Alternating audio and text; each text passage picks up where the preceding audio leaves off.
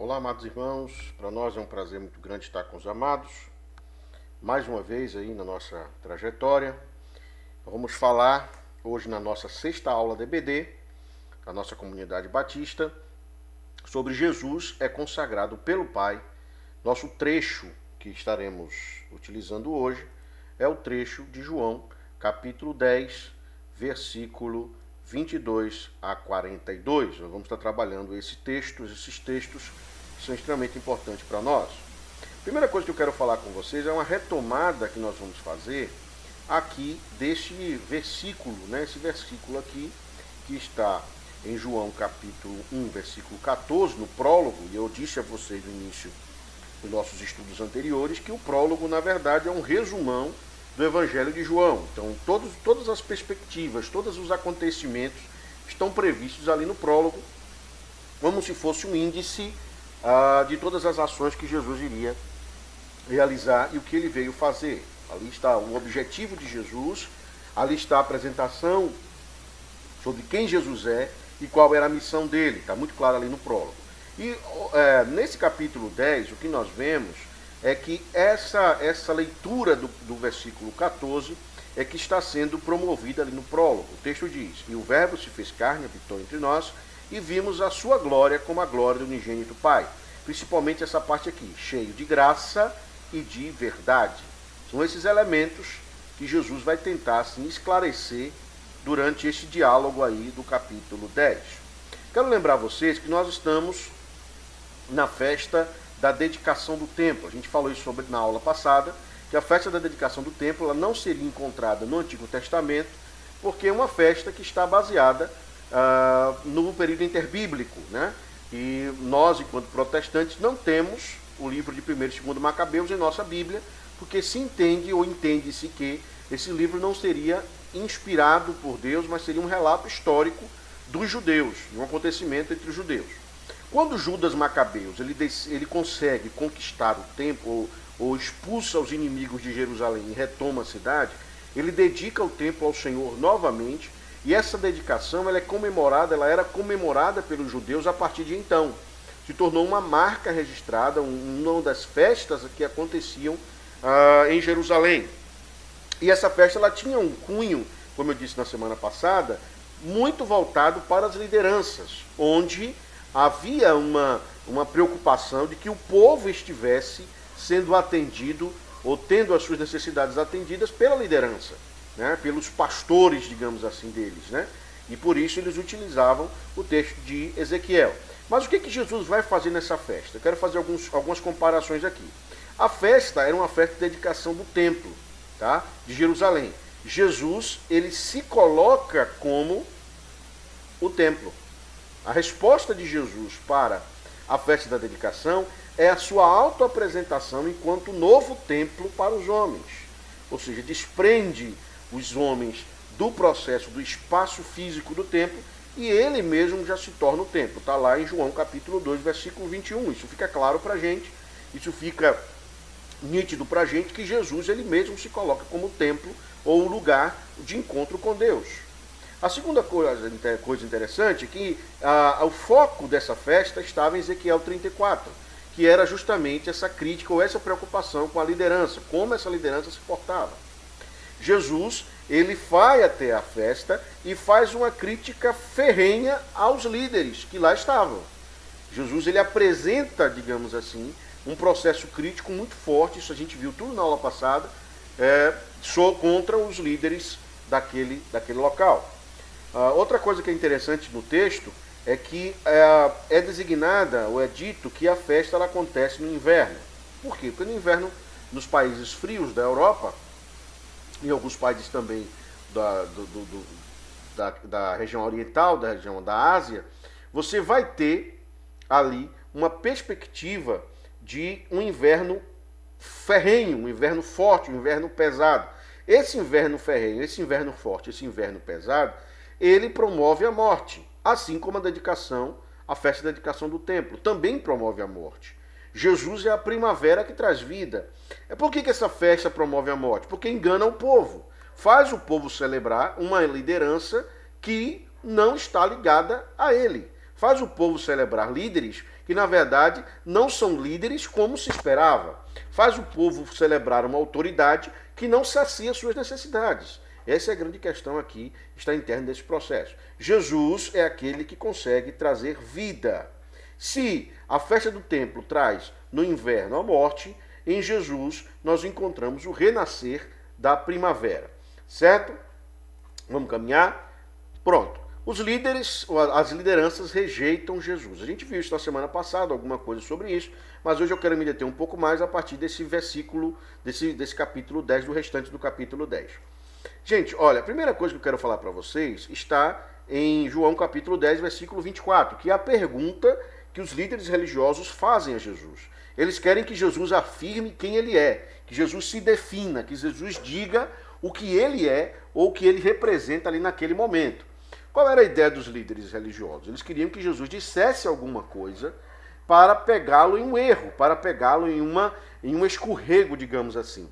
A resposta de Jesus, ela é um confronto entre a relação prática e a relação do conceito.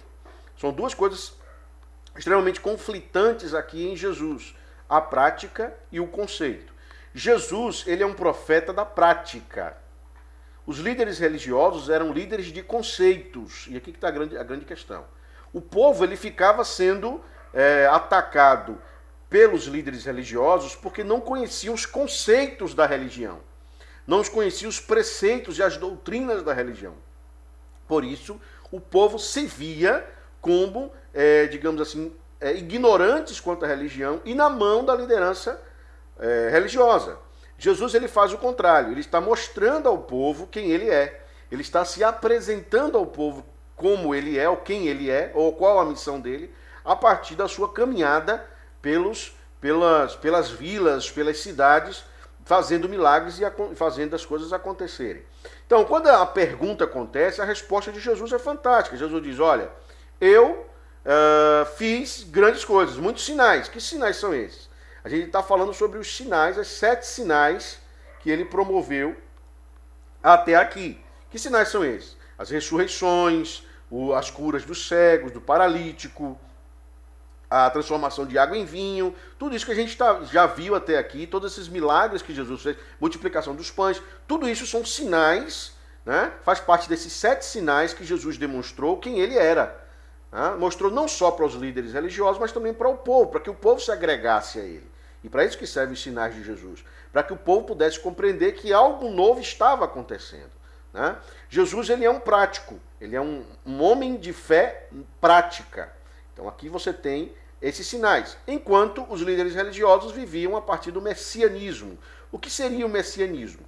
O messianismo é um conteúdo histórico no judaísmo, de escolas proféticas, que seguiam o conceito do Messias. Eles tinham enquadrado como esse Messias seria, qual o processo doutrinário que esse Messias seguiria, qual seria a missão desse Messias, tudo isso estava dentro da perspectiva da liderança religiosa judaica. O que não aconteceu. Jesus não veio enquadradinho como eles esperavam. Jesus não veio da maneira como eles queriam.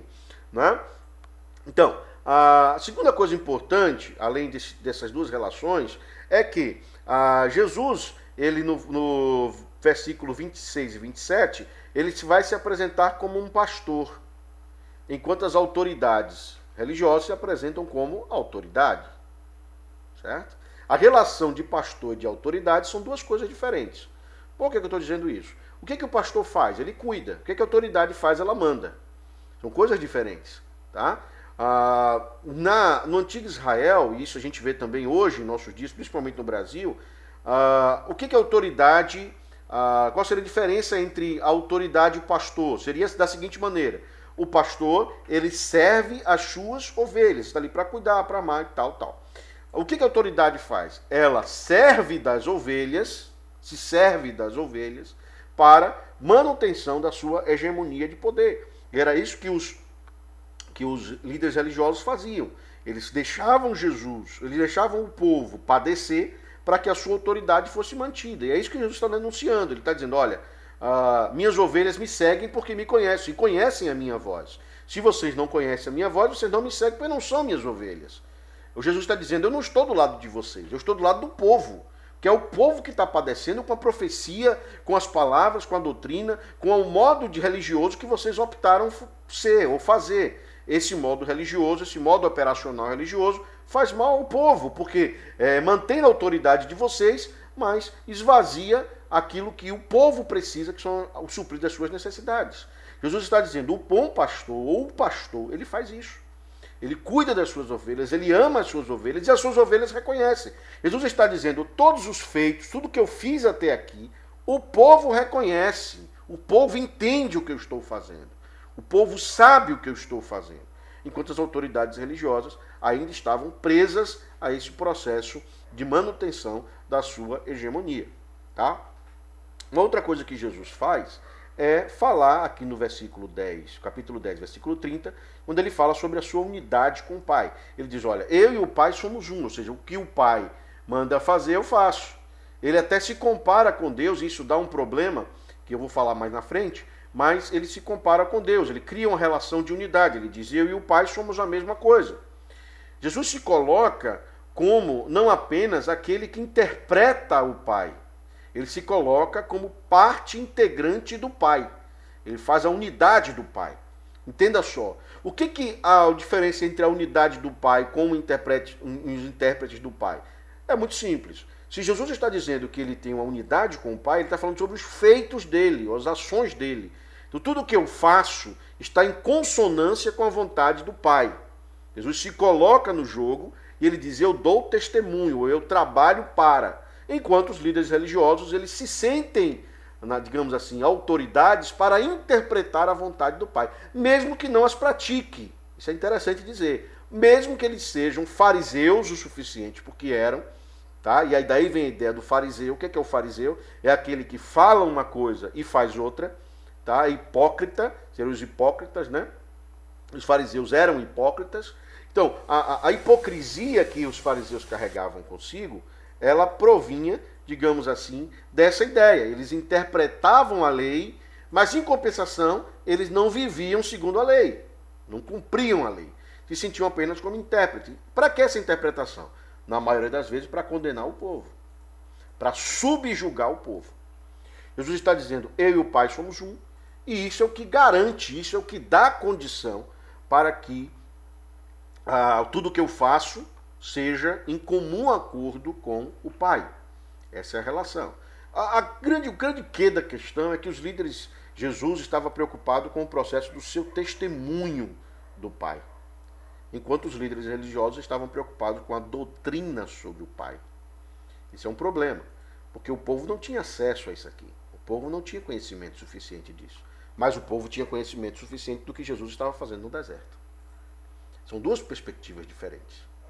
E algumas coisas acontecem aqui que são interessantes, porque os líderes religiosos decidem apedrejar Jesus por blasfêmia. E é interessante que para que a sua acusação seja válida, eles aí dizem o seguinte, não, nós não queremos apedrejá-lo pelos feitos, pelas obras deles. Nós queremos apedrejá-lo pela blasfêmia que ele disse, porque ele é Deus. Né? Jesus rebate, citando um salmo, né? Apresentando um processo de um salmo, que fala sobre a ideia de que quem recebe a palavra se torna filho de Deus, é isso que ele rebate com o processo de argumentação, e dali ele deixa aquele espaço e vai para outro lugar, no Jordão. Ele atravessa o Jordão e vai para onde João Batista pregou, e lá ele encontra o povo, e o povo o aceita. Mais uma vez, essa é a relação. Jesus é um profeta prático, Jesus é um profeta de caminhada, Jesus é um profeta de ação. Enquanto os líderes religiosos eram profetas de conceito, eram profetas de julgamento, eram profetas de doutrina. Se o povo não tem acesso a esse conhecimento, logo são dominados. Porém, se o povo vê a caminhada de Jesus, se o povo vê a libertação que Jesus está realizando, não há como criar impasse quanto a isso. O povo consegue compreender o que está acontecendo à sua volta, porque o povo está vendo o cego andar, o cego vê, o povo está vendo o coxo andar, o povo está vendo a água se transformar em vinho, o povo está contemplando essas coisas. E essas coisas, digamos assim, elas fazem com que o povo adquira uma fé sólida e não uma fé baseada no julgamento doutrinário dos líderes religiosos. Jesus está promovendo sobre o povo a independência, a liberdade religiosa. É isso que Jesus está produzindo do povo, que era algo que amedrontava com certeza os líderes religiosos. No final, o que a gente consegue entender desse texto é que a dedicação do templo, ela se torna uma nova dedicação, uma rededicação. Jesus agora é dedicado pelo Pai como grande templo. Ele é consagrado como templo para todos os homens. Templo não para os líderes religiosos que querem continuar com essa proposta de messianismo, certo? Hegemônico de autoridade para eles, mas para o povo. Jesus abre uma nova oportunidade. Se o povo na festa da dedicação do templo não tinha acesso ao templo, em Jesus todos nós temos acesso. E esse é o grande quê da questão. Jesus nos dá acesso ao Pai livremente. Jesus é o templo perfeito, porque não precisa de paredes, não precisa de janelas, não precisa de teto. Jesus só precisa de suas mãos, seus braços abertos, suas mãos perfuradas, seus pés perfurados, para salvar e promover a libertação dos homens. Jesus é o templo perfeito. Jesus está em todo lugar. Ele não precisa de lugar para estar. Louvado seja o nome do Senhor Jesus. Que Ele vos abençoe. Espero que vocês tenham conseguido captar aí a mensagem deste capítulo. Ok, amados, mais uma aula. Que Deus os abençoe. Estamos juntos. Qualquer coisa que vocês precisarem, estaremos sempre à disposição aí, através de outros meios, de outras plataformas digitais. Um abraço, até a próxima aula.